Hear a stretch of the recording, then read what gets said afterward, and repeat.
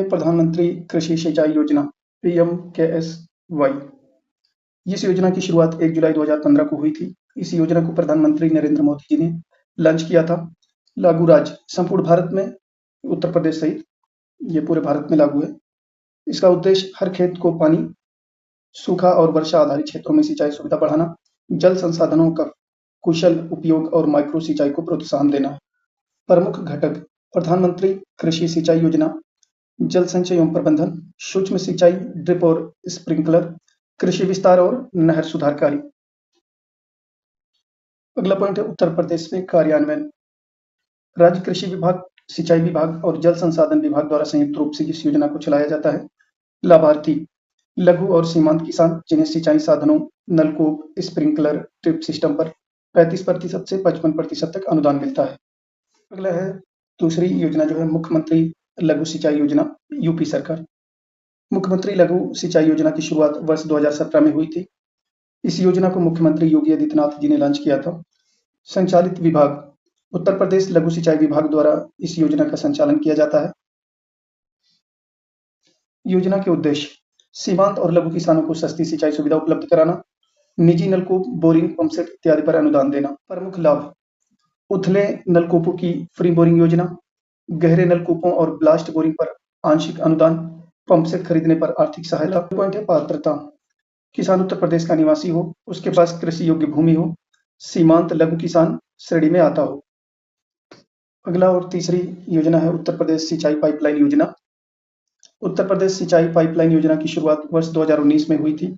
इस योजना को उत्तर प्रदेश कृषि विभाग ने लॉन्च किया था। उद्देश्य खेतों में नहर या ट्यूबवेल से पानी ले जाने हेतु पाइपलाइन लगाने पर सब्सिडी देना, जल संरक्षण एवं खेतों में समान जल वितरण। लाभ पाइपलाइन लगाने की लागत पर 50% तक अनुदान, अधिकतम 600 मीटर लंबी पाइपलाइन पर सहायता मिलती है। अगली योजना है किसान सोलर सिंचाई योजना, यानी कुसुम योजना। किसान सोलर सिंचाई योजना की शुरुआत 2019 में हुई थी। किसान ऊर्जा सुरक्षा एवं उत्थान महाअभियान, इस योजना को भारत सरकार के नवीन एवं नवीकरणीय ऊर्जा मंत्रालय MNRE मंत्रालय ने लॉन्च किया था। MNRE ministry of new and renewable energy, नवीन एवं नवीकरण ऊर्जा मंत्रालय, भारत सरकार। योजना का उद्देश्य किसानों को सौर ऊर्जा से चलने वाले पंपसेट प्रदान करना, बिजली खर्च कम करना और सिंचाई में आत्मनिर्भर बनाना। उत्तर प्रदेश में कार्यान्वयन उत्तर प्रदेश में नवीन एवं नवीकरण ऊर्जा विकास अभिकरण द्वारा इस योजना को संचालन किया जाता है। लाभ सोलर पंप पर 60% तक सब्सिडी, किसान केवल 40% लागत वहन करता है। परीक्षा बिंदु कुसुम योजना के अंतर्गत किसान अपने खेतों में बिजली पैदा कर सकते हैं और अतिरिक्त बिजली बेचकर आय प्राप्त कर सकते हैं। प्रधानमंत्री मत्स्य संपदा योजना, योजना का परिचय। प्रधानमंत्री मत्स्य संपदा योजना भारत सरकार की एक फ्लैगशिप योजना है जिसे मत्स्य पालन क्षेत्र के समग्र विकास के लिए 10 सितंबर 2020 को शुरू किया गया। इसका उद्देश्य नीली क्रांति लाना, मछुआरों की आय को दुगनी करना, ग्रामीण रोजगार बढ़ाना और भारत को विश्व का मत्स्य उत्पादन केंद्र बनाना है। अगला पॉइंट है योजना की अवधि और कुल लागत। अवधि वर्ष 2020-21 से 2024-25 यानी 5 वर्ष में कुल अनुमानित व्यय 20,050 करोड़ रुपए। यह अब तक मत्स्य क्षेत्र में किया गया सबसे बड़ा निवेश है। तीसरा पॉइंट है योजना के मुख्य उद्देश्य। प्रधानमंत्री मत्स्य संपदा योजना का लक्ष्य केवल मछली उत्पादन बढ़ाना नहीं, बल्कि मछुआरों के जीवन स्तर में सुधार और आर्थिक रूप से सशक्त बनाना है। मुख्य उद्देश्य भारत को वैश्विक मत्स्य निर्यात केंद्र बनाना, मत्स्य उत्पादन को 220 लाख टन यानी 22 मिलियन टन तक बढ़ाना, मछुआरों और मत्स्य किसानों की आय को दुगना करना, ग्रामीण क्षेत्रों में रोजगार के अवसर बढ़ाना, कोल्ड चेन, फीड मिल, प्रोसेसिंग यूनिट्स जैसी बुनियादी सुविधाएं विकसित करना, पर्यावरणीय रूप से टिकाऊ मत्स्य पालन को बढ़ावा देना, डिजिटल प्लेटफॉर्म्स और मोबाइल ऐप के माध्यम से पारदर्शिता और तकनीकी सहायता देना। फोर्थ पॉइंट है योजना का प्रबंधन और क्रियान्वयन ढांचा। एक केंद्र सरकार की भूमिका, योजना की नीति, दिशा और वित्तीय प्रबंधन, वार्षिक केंद्रीय सहायता का वितरण, राष्ट्रीय मत्स्य विकास बोर्ड NFDB के माध्यम से निगरानी करना, मत्स्य उत्पादन, प्रसंस्करण, विपणन और निर्यात के लिए राष्ट्रीय योजनाओं का निर्माण करना।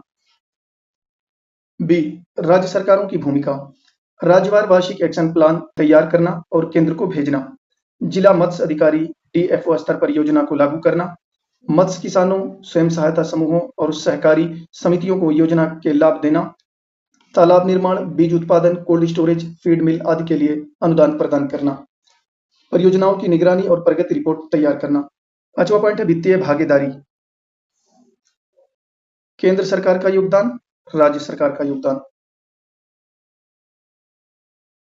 सामान्य राज्य 60% केंद्र सरकार का योगदान रहेगा।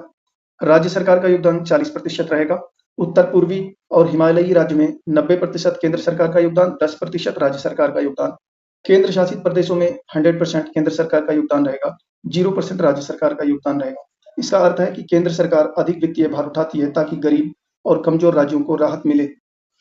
6वां पॉइंट है योजना के 2 मुख्य घटक। एक केंद्रीय क्षेत्रीय घटक, पूरी तरह से केंद्र सरकार द्वारा वित्त पोषित। इसमें शामिल है राष्ट्रीय मत्स्य सर्वेक्षण और डेटा प्रबंधन, ई गवर्नेंस, मत्स्य बीमा योजना, मछुआरों के लिए सुरक्षा उपकरण, फिश मार्केट और कोल्ड स्टोरेज नेटवर्क का निर्माण। बी राज्य योजनाबद्ध घटक, इसमें केंद्र और राज्य दोनों का वित्तीय योगदान होता है। इसमें शामिल है मत्स्य बीज उत्पादन, तालाब निर्माण, फीड मिल, बायोफ्लॉक यूनिट्स, फिश ट्रांसपोर्ट और प्रोसेसिंग यूनिट्स, महिला स्वयं सहायता समूहों के लिए सहायता। 7वां पॉइंट है अब तक की प्रमुख उपलब्धियां। मत्स्य उत्पादन 145 लाख टन से बढ़ाकर 175 लाख टन 2024 अनुमान। रोजगार सृजन 55 लाख से अधिक प्रत्यक्ष और अप्रत्यक्ष रोजगार। निर्यात वृद्धि 57,000 करोड़ से अधिक का मत्स्य निर्यात। तालाब पौंड निर्माण 6 लाख हेक्टेयर से अधिक क्षेत्र में नई मछली पालन इकाइयां। मत्स्य बीज केंद्र 1100 प्लस नई हेडचेरीज स्थापित करना। महिला भागीदारी 20% से अधिक लाभार्थी महिलाएं या स्वयं सहायता समूह। 8वां पॉइंट है पर्यावरणीय और सामाजिक पहलें। सस्टेनेबल एक्वाकल्चर, ऐसी मत्स्य तकनीकें जिनसे पर्यावरण को हानि न हो। मछुआरों का बीमा और सामाजिक सुरक्षा, जीवन बीमा 5 लाख रुपए तक का, दुर्घटना में सहायता 2.5 लाख तक। ई गवर्नेंस पोर्टल, योजना आवेदन, ट्रैकिंग और रिपोर्टिंग ऑनलाइन। ब्लू इकोनॉमी को प्रोत्साहन यानी समुद्र और जल संसाधनों से टिकाऊ आर्थिक लाभ। 9वां पॉइंट है चुनौतियां। ग्रामीण स्तर पर तकनीकी ज्ञान की कमी, कोल्ड चेन और ट्रांसपोर्ट इंफ्रास्ट्रक्चर का अभाव, मत्स्य बीज और फीड की गुणवत्ता में असमानता, जलवायु परिवर्तन से मत्स्य उत्पादन में गिरावट। 10वां और आखिरी पॉइंट है निष्कर्ष। प्रधानमंत्री मत्स्य संपदा योजना भारत में नीली क्रांति का आधार स्तंभ बन चुकी है। यह न केवल मछुआरों की आय बढ़ा रही है, बल्कि ग्रामीण अर्थव्यवस्था, निर्यात और खाद्य सुरक्षा में भी अहम योगदान दे रही है। राज्य और केंद्र सरकार की संयुक्त भागीदारी से यह योजना भारत को मत्स्य क्षेत्र में आत्मनिर्भर और वैश्विक नेता बनाने की दिशा में अग्रसर है। इस वीडियो में बस इतना ही। वीडियो अगर आपको पसंद आई हो तो वीडियो को लाइक और शेयर करें, चैनल को सब्सक्राइब करें और कमेंट बॉक्स में अपनी राय जरूर दें। Thank you.